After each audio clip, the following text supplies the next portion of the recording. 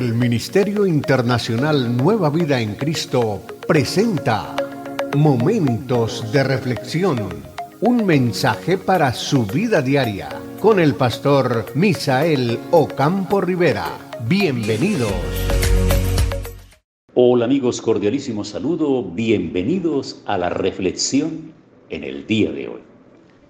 Les decía en la reflexión del día anterior que si el humanismo, que es la ciencia, que el conocimiento, que no quiere tener en cuenta a Dios absolutamente en nada, se ha fundamentado en los postulados y los dichos filosóficos de los sabios de los primeros siglos, de lo que se consideraron los filósofos que produjeron a través de sus reflexiones unas sentencias extraordinarias sobre las cuales el mundo ha venido avanzando. ¿Por qué de igual manera no podríamos nosotros creer en lo de los profetas, el dicho de los profetas, la palabra de los profetas, la palabra de los apóstoles, la palabra de los hombres inspirados por el Espíritu de Dios? Y esto marca profunda diferencia. Y esto hace que nosotros, como cristianos, podamos tener una cosmovisión totalmente diferente. La cosmovisión del cristiano comprometido con Cristo, comprometido con la palabra de Dios, es una cosmovisión eminentemente bíblica y teológica.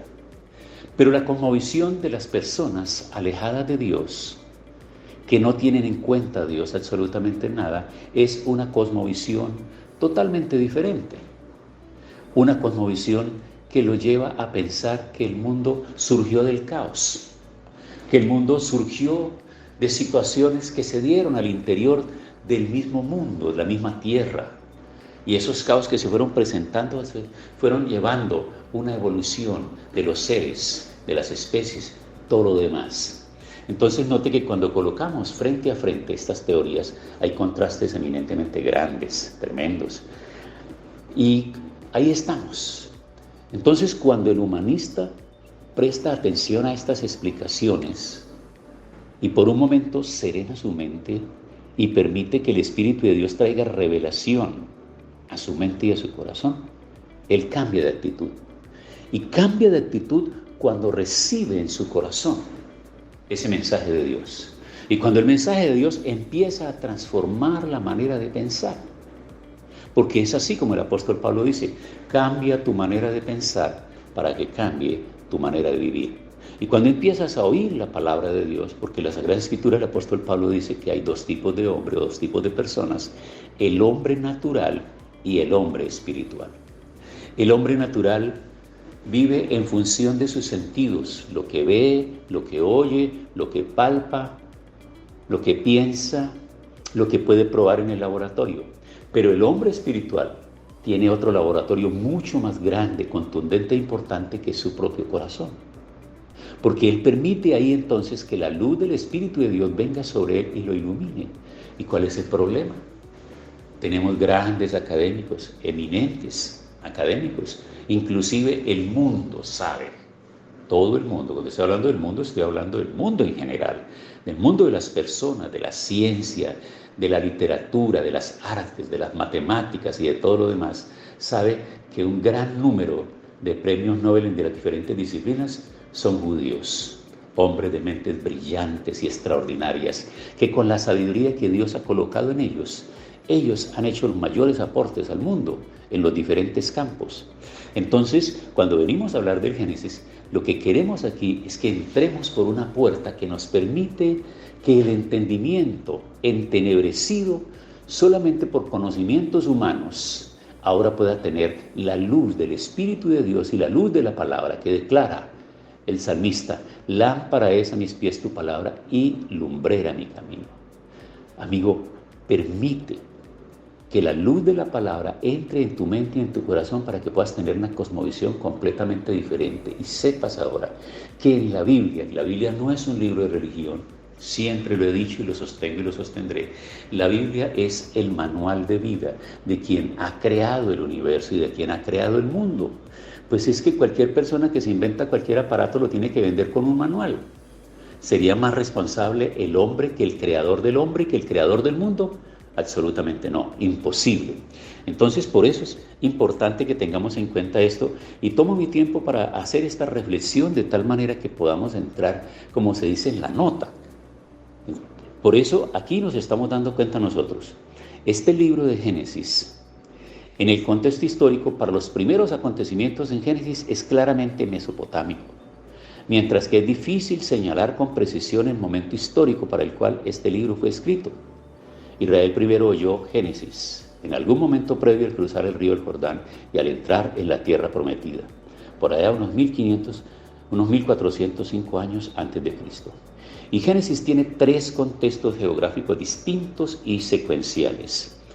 Primero, Mesopotamia, en el capítulo 1 hasta el versículo 11, al capítulo 11. Capítulo 1 al capítulo 11 es Mesopotamia. ¿Y por qué? Ese es un lugar geográfico. Ahí está, en ese lugar, es donde está ubicado el huerto del Edén.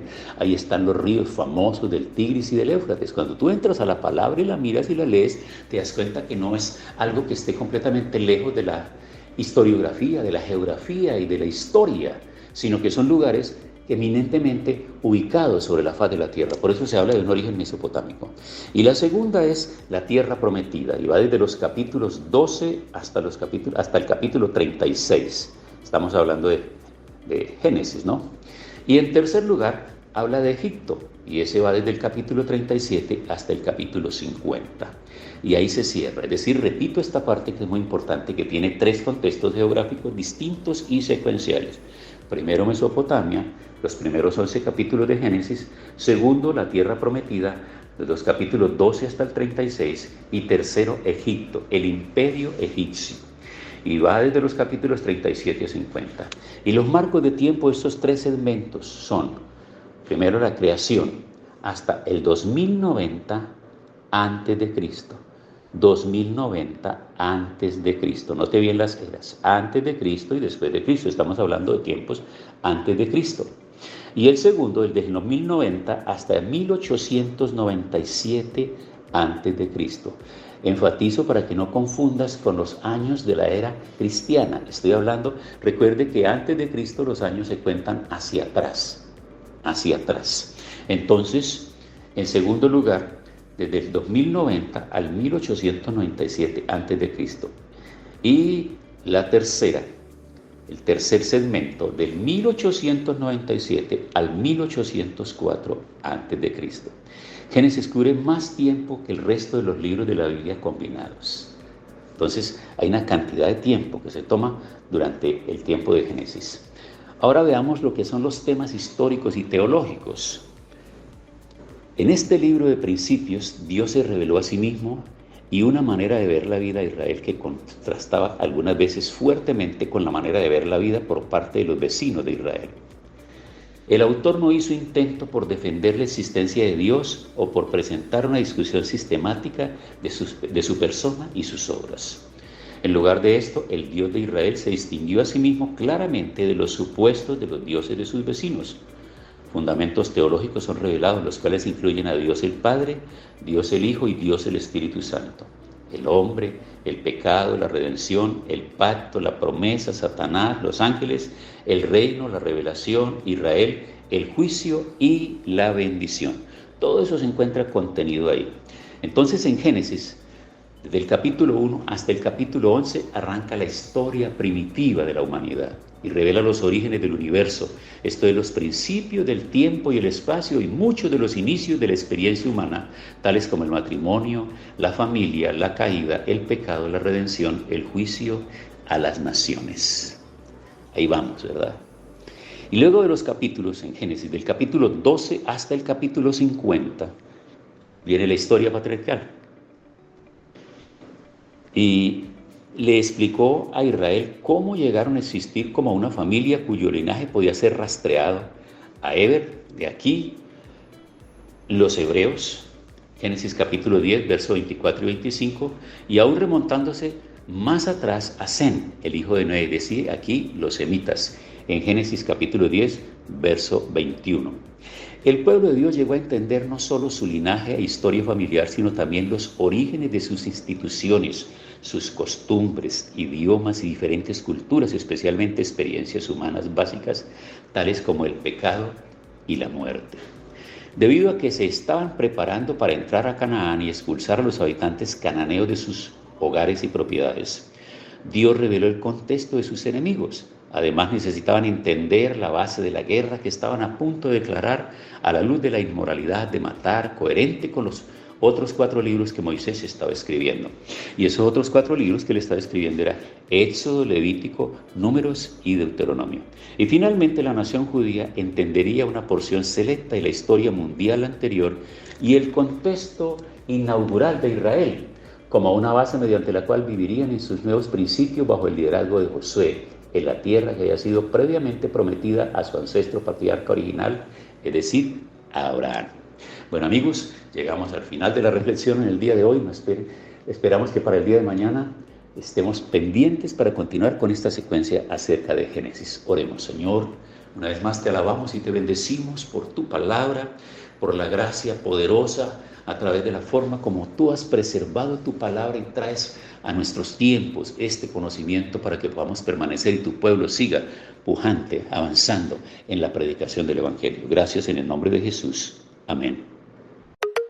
Hemos disfrutado de un gran momento de reflexión con el pastor Misael Ocampo Rivera. Un mensaje lleno de amor, esperanza y felicidad para tu vida. Los invitamos a compartir este mensaje con sus amistades y en sus redes sociales. Búsquenos en YouTube y Facebook como Ministerio Internacional Nueva Vida en Cristo y en Instagram como @MinInternacional Nueva Vida. Momentos de reflexión.